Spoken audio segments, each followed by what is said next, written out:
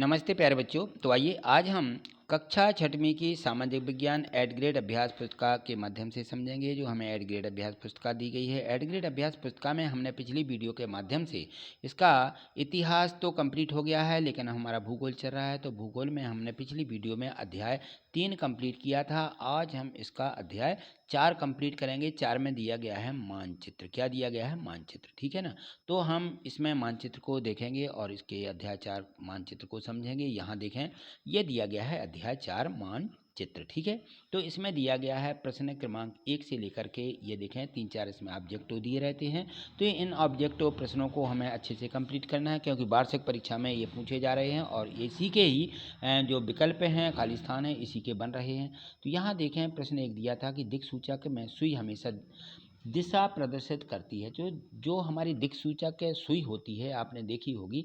नहीं देखी है तो आपके लैब में, आपके स्कूल में होगी तो ज़रूर अपने टीचर से मांग करके वो दिक्सूचक होती है, घड़ी होती है, उसको आप ज़रूर देखें। तो इसमें ये उत्तर दक्षिण दिशा में ठहरती है। किसमें?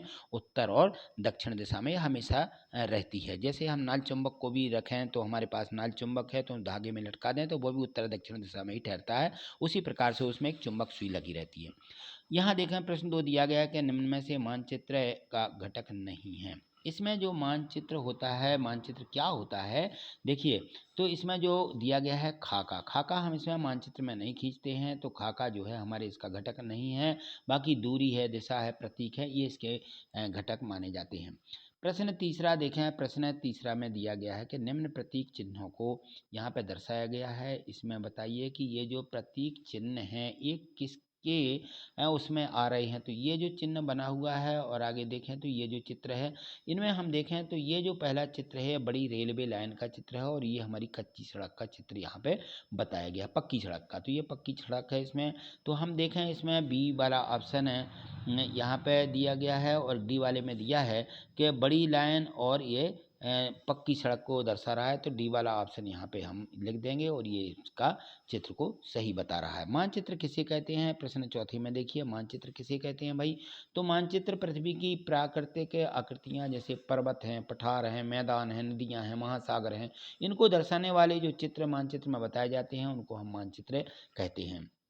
प्रश्न 5 देखें, इसमें दिया कि मानचित्र के प्रमुख घटक कौन कौन से होते हैं। तो मानचित्र में प्रमुख घटक 3 हैं, दूरी, दिशा और प्रतीक। ठीक।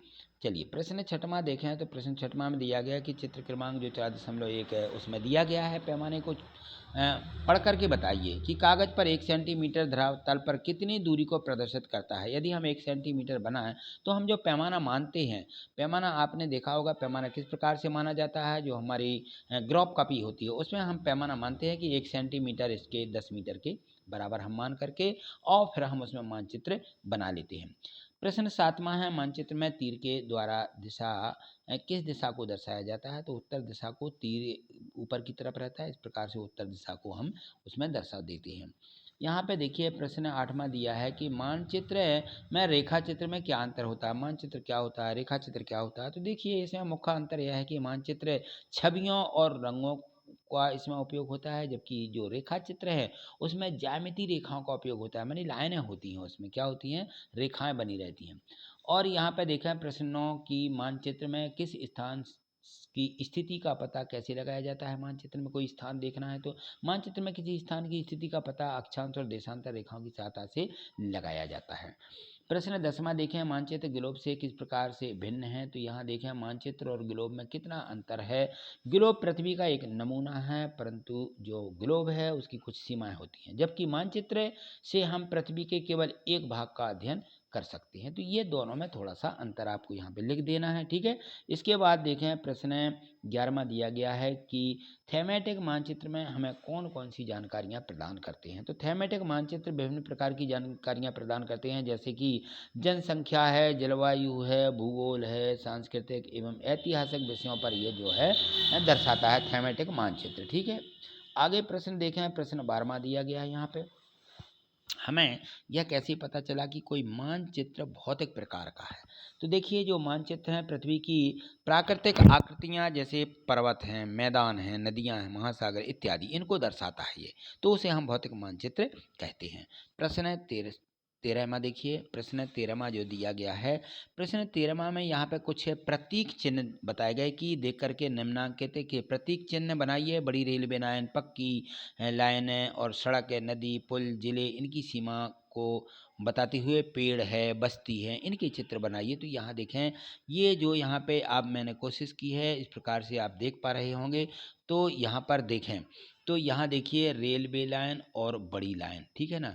तो इस प्रकार से हमें रेलवे की लाइन बनाना है, लेकिन बड़ी लाइन इस प्रकार से हम इसमें दर्शा देंगे कि किस प्रकार से इसमें बड़ी लाइन होती है।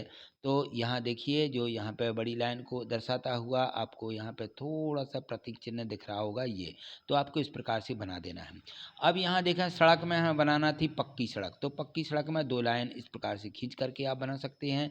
अब जो जिला की सीमा रहती है किस प्रकार से होती है, तो जिला की सीमा देखें, ये जो डॉट और लाइन बनी रहती हैं, इस प्रकार से एक डॉट रख दिया जाता है और इसके बाद एक लंबी लाइन होती है, फिर डॉट बना देते हैं, फिर लाइन बना देते हैं। इस प्रकार जिला की सीमा को प्रदर्शित किया जाता है। नदी, नदी में देखिए, उस नदी में यदि पुल बनाना है तो इस प्रकार की आप आकृति बना पाएंगे, ठीक। इसके बाद बस्ती, बस्तियों में हम इस प्रकार के डिजाइन, घर इस प्रकार के बना सकते हैं। और इसके बाद देखें कि घास है, पेड़ है, तो कैसे बताएंगे। ये देखिए, पेड़ की आकृति, यहाँ पे पेड़ ही बना देना है और छोटे छोटे इस प्रकार से घास के तीर के निशान बनाते हुए इस प्रकार से घास को आपको दर्शा देना है। तो इस प्रकार से आप यहाँ दर्शा पाएंगे। चलिए, अगला प्रश्न 14वां दिया गया था कि प्रोजेक्ट कार्य के रूप में है ये, अपने विद्यालय का रेखा मानचित्र बनाएं और उसमें निम्नलिखित को दर्शाएं। तो देखिए, यहाँ पे कक्षा, कक्ष, किचन शेड है, सड़क है, खेल का मैदान, पुस्तकालय इत्यादि इत्यादि हमें ये इसमें दर्शाना थी, ठीक है। तो हमारी जो कक्षा, कक्ष होती है, जैसे कक्षा पहली, दूसरी, तीसरी, चौथी, पाँचवीं इत्यादि को आप लिख सकते हैं। तो यहाँ पे कक्षाएं लिख दें और ये हमारा खेल का मैदान हो जाएगा पूरा, ठीक है।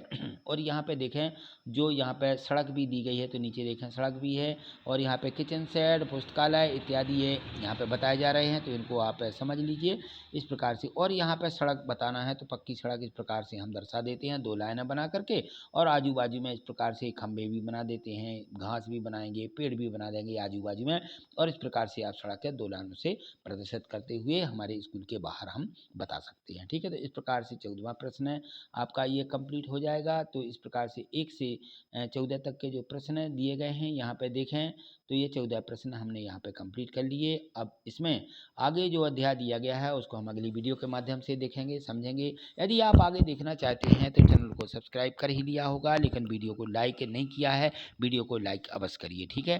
थैंक यू, धन्यवाद। आज इतना ही, मिलते हैं अगली वीडियो में। थैंक यू, धन्यवाद।